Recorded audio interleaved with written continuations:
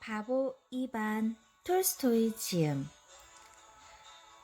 한 농부에게 아들이 셋 있었는데 첫째는 군인, 둘째는 장사꾼, 셋째는 우직하게 일만 열심히 하는 바보 이반이 있었어요.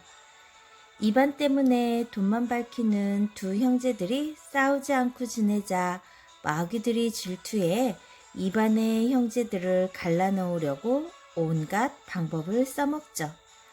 하지만 착하고 성실한 이반은 이에 넘어가지 않아요. 왕이 된 이반이 다스리는 나라는 과연 어떤 나라가 될까요? 바보 이반. 찾아서 한번 읽어보세요.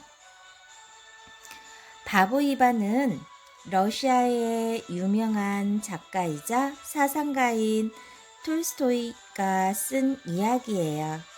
톨스토이는 러시아의 대문호라고 불리는데 대문호라는 말은 위대한 작가라는 뜻이에요. 톨스토이는 러시아에서 전해 내려오는 옛 이야기를 사람들이 이해하기 쉽게 다듬어서 다시 쓰는 작업을 많이 했어요. 바보 이반 외에 사람은 무엇으로 사는가? 사랑이 있는 곳에 신도 있다. 와 같은 작품들을 아동 잡지에 발표했어요. 어린이나 청소년들에게 깨우침과 감동을 주기 위해 쓴 거죠.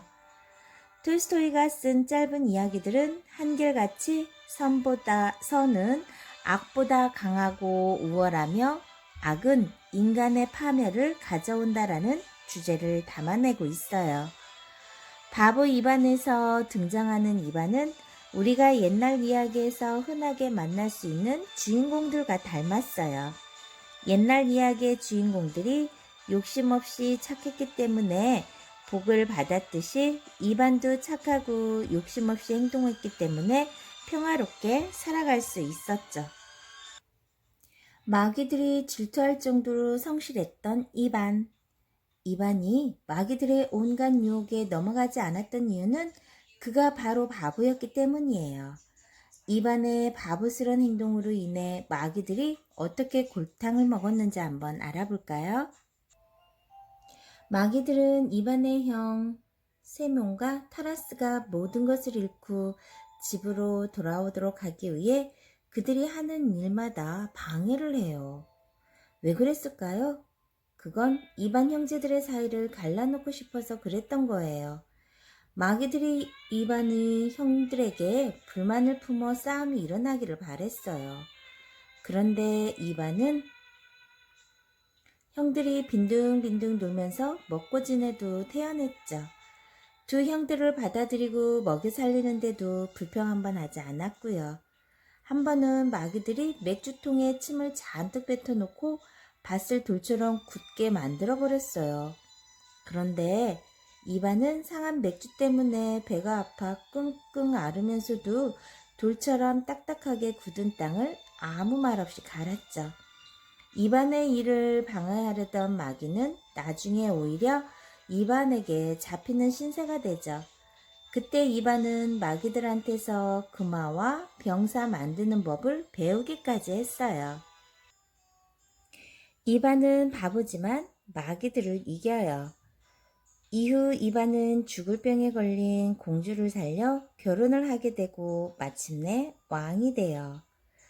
왕이 된 이반은 놀고 먹는 생활이 답답해서 견딜 수가 없었죠. 그래서 직접 들에 나가 일을 하기 시작해요.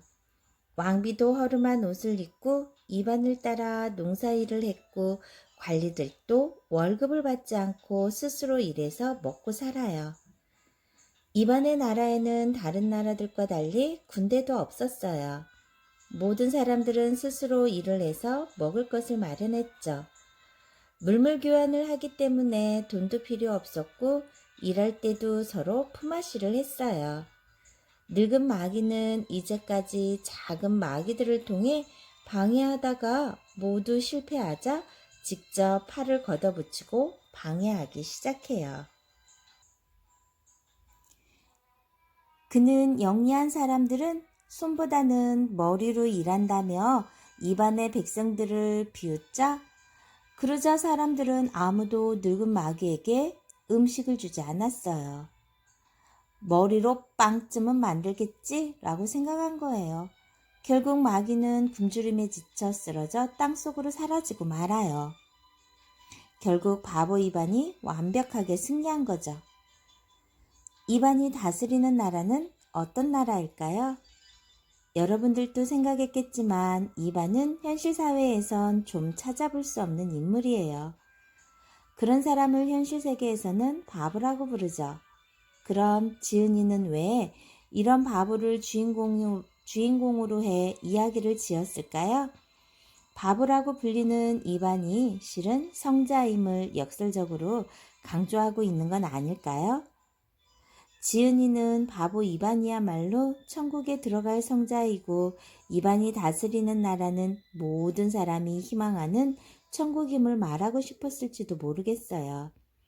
지은이가 바라는 나라는 바로 이반이 다스리는 나라일 거예요. 신분이 높다는 이유로 백성들을 억압하거나 지배하지 않는 나라, 모두가 열심히 일하며 쓸데없는 욕심을 부리지 않는 나라, 심지어 지식이나 이론마저 필요하지 않는 나라 말이에요. 도덕과 성실함만으로 유지되는 나라죠. 땀 흘려 일하는 사람들의 소중함을 알아야 해요.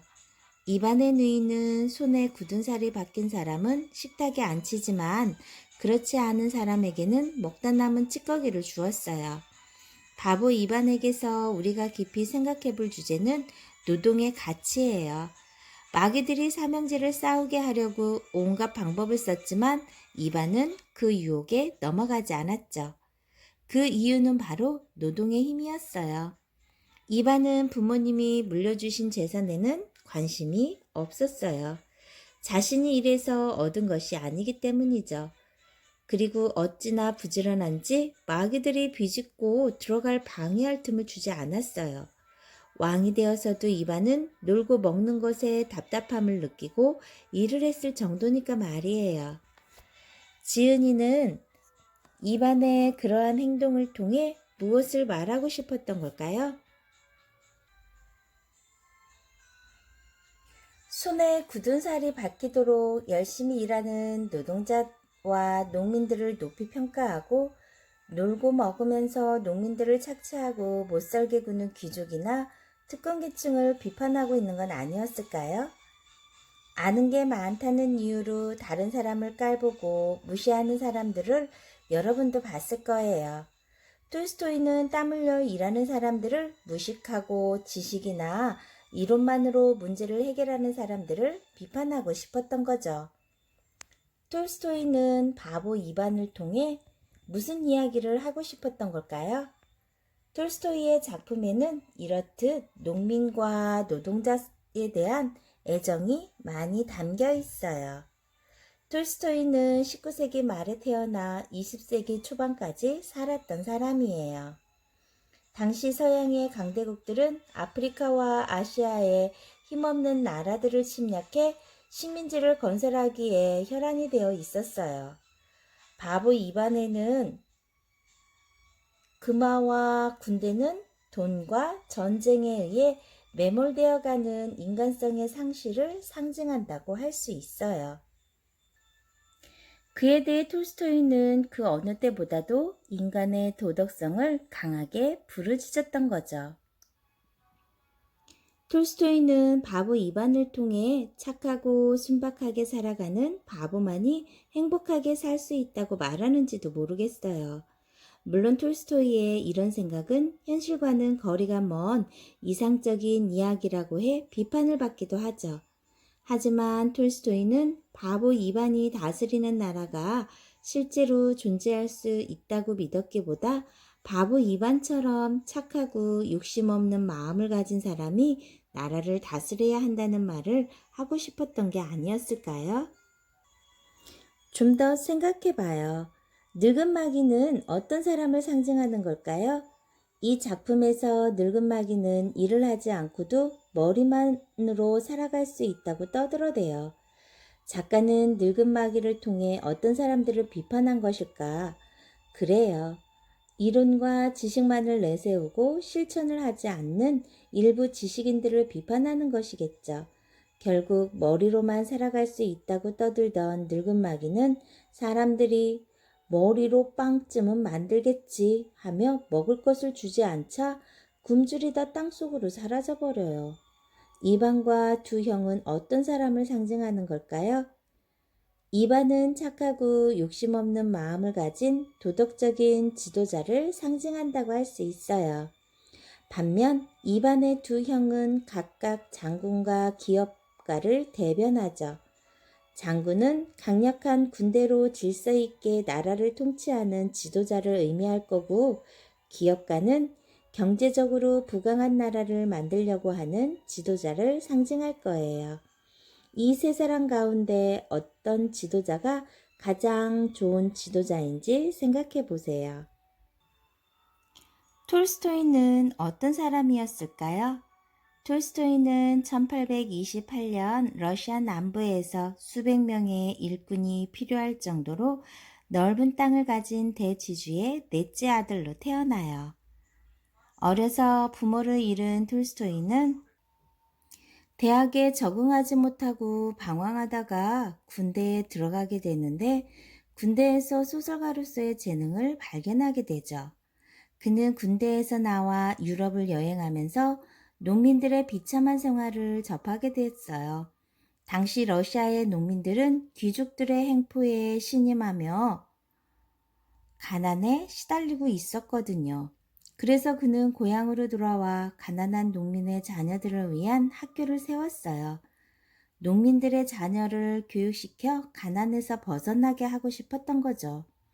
하지만 당시 러시아 정부는 톨스토이가 농민들을 위해 학교를 운영하는 것을 못마땅하게 여겼어요. 지배층의 부당한 행포에 대항하는 농민들이 많아질까 두려웠기 때문이죠. 러시아 정부는 톨스토이의 집을 조사해 책들과 인쇄기계를 빼앗아가요. 결국 학교는 문을 닫아야 했죠. 이때부터 톨스토이는 소설 쓰기에 매달렸어요. 그는 전쟁과 평화, 안나 카네리나와 같은 소설로 세계적인 명성을 얻게 돼요. 여러분들이 지금 읽기에는 조금 어려운 내용일 수도 있는데요. 관심을 갖고 계속해서 찾아서 읽어보면 어느 때인가는 이해할 수 있을 거예요. 쉬운 책 바보 2반부터 찾아서 한번 읽어보세요. 오늘도 코로나19 이겨낼 수 있도록 여러분들도 파이팅!